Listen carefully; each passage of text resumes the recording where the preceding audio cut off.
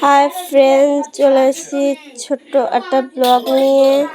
হ্যাঁ, আমরা যাচ্ছি রথের মেলায়। লক্ষ্মীর ব্লগ চ্যানেলে চলে এসেছি। চলো শুরু করা যাক। এ দেখো, আমার বর, আমার মেয়ে যাচ্ছে আর আমি রথের মেলায় গঙ্গার ওপারে। তো সেখানে দেখো আমরা টোটো পেয়ে গেছি। এখন টোটো দেখো, টোটো থেকে নেমে আমরা অনেকেই আছি এখানে। এটা হলো আমার বরের বন্ধু, ওরা যাচ্ছে। আর দেখো ওরাও আছে সাথে। আর সত্যি কথা বলতে খুব রৌদ্র, আর মানে ওপারে যাব, গঙ্গার ওপারে, এটা ভাবিনি। এটা হলো মন্দির, ঠিক আছে। এটা ভাবিনি কখনোই যে ওপারে যাব বরের সাথে করতে। তো টিকিট কাটার জন্য দাঁড়িয়ে আছে সবাই। গঙ্গার ওপারে যাচ্ছে। গঙ্গার ওপারে দেখো দেখো গঙ্গার এখানে চলে এসে যে পুরো এটা। চলো, গঙ্গার গেট খুলে দিয়েছে, এখন যাওয়া যাক। ওরা দেখো, মেয়ে তো দৌড়াচ্ছে, ওরাও আসছে গঙ্গাতে। মানে দেখো কত সুন্দর লাগছে এখানে। মানে এই প্রথমবার এসেছি এরকম জায়গায়, সত্যি কথা বলতে। হ্যাঁ, গঙ্গায় স্নান করতে এসেছি, কিন্তু এরকম লঞ্চেই প্রথম উঠলাম। তো আমরা সবাই এখানে এসে দেখো একটু ঘুরে ফিরে নিলাম চারিপাশটায়, কত সুন্দর লাগছে। মানে এইসব জায়গাতে একটা আলাদাই ফিলিংস আছে আমার তো খুবই, যে আমি প্রথমবার এসেছি। আর দেখো আমাদের বড়ো মেয়ে, দেখো ওটাই দাদার মেয়ে। আর এই যে দিদিভাই যাচ্ছে, তো এই দিদিভাইও ভিডিও বানায়। আর এই যে পুচকেগুলো সব দেখো কীভাবে আনন্দ ফুর্তি করছে। আর এই পাশে গঙ্গার জল দেখো কত সুন্দর লাগছে দেখতে। তো দেখো গঙ্গার এটা কত সুন্দর লাগছে দেখতেও, সেরকম লাগছে সত্যি কথা বলতে।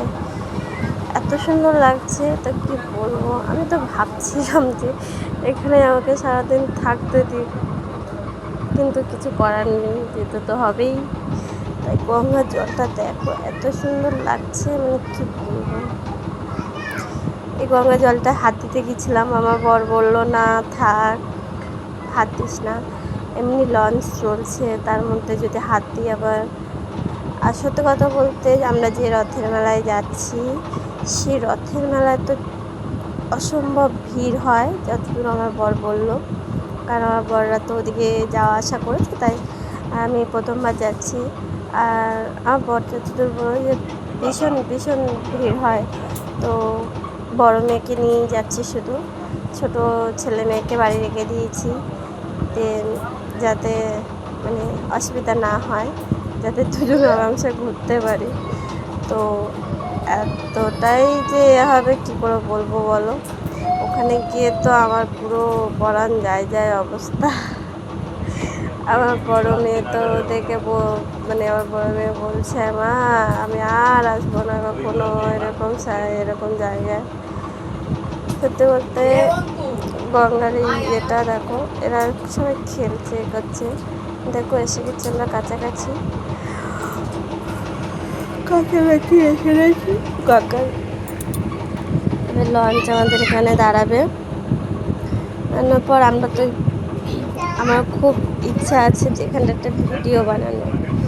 তো সেটা বাড়ির লোককে বললাম যে একটু ভিডিও বানিয়ে দে, বললো ঠিক আছে দেখছি। তো লঞ্চটা দাঁড়ানোর টাইমে আমার বাড়িতেও আজকে রথ ছিল, ঠিক আছে, তাও চলে এসছি। দেখো রথের মেলা, ওই যে রথ দেখতে পাচ্ছ, দেখো রাস্তা ফাঁকা আছে, শুধু মাথা আর মাথা। আর এদিকে দেখো কত মানে কাঠের জগন্নাথ দেবের মূর্তি আছে, আরও অনেক রকমের মূর্তি আছে, ঠিক আছে। ওই যে জগন্নাথ রথটা এতটাই বড়, আর এতটাই কি বলবো, মানে সাইড থেকে যে লোক যাবে পুরো চেপে যাওয়ার অবস্থা, মানে ওখানে পড়লে শেষ হয়ে যাবে। তো এরকম এই ছোটো রথ, বড় রথ তো টানতে পারবো না, তাই মেয়ে আমি আর মেয়ের বাবা তিনজন মিলে এই রথটাকে একটু টেনে নিলাম, যাতে রথ টানার এটা হয়। আর আমার বাড়িতেও রথের ছিল, যখন দাদা ভাইরাও রথ টানলো, আর আমার বাড়িতেও রথের ছিল সত্যি কথা বলতে। তো আমি বাড়িতে রথ করিনি, বলেছিলাম আজকে মেলায় যাব, তাইতে দেখো কত বিভিন্ন রকমের মেলা মানে রথ নিয়ে বেরিয়েছে সবাই, কত সুন্দর লাগছে দেখো, সেই লাগে দেখতে, ঠিক আছে। আর যত এর কাছাকাছি যাচ্ছি তত দেখতে পাচ্ছি এই রথটা মানে লোহা দিয়েই বানানো, লোহা আর কাঠ, যে এগুলো দেখছো এগুলো সবই গ্রিল, ঠিক আছে। এতে যে কত লোক বসে আছে তার নেই ঠিক, আর পুলিশের পাহারা তো অগুন্তি। দেখো বড় রথের দড়ি ধরার সৌভাগ্য হয়েছে, তাই ধরেছি, ভেবেছিলাম যে ধরতে পারবো না, কিন্তু ধরার সৌভাগ্য হয়েছে। তো দেখো অবস্থাটা এতটাই যে এটা মানে বেরিয়ে আসার পরে রথ থেকে বেরিয়ে এসেছি, আসার পরে এতটাই ভিড় ছিল যে করার মতন ছিল না, তাই ভিড়টা পেরিয়ে গেছি, পেরিয়ে এসে এপাশে এসে করছি রথটা মানে নিজের বাড়ি যাচ্ছে। তো আমরা যাব সেই নিজের বাড়িতে, মেলা হচ্ছে ওখানে।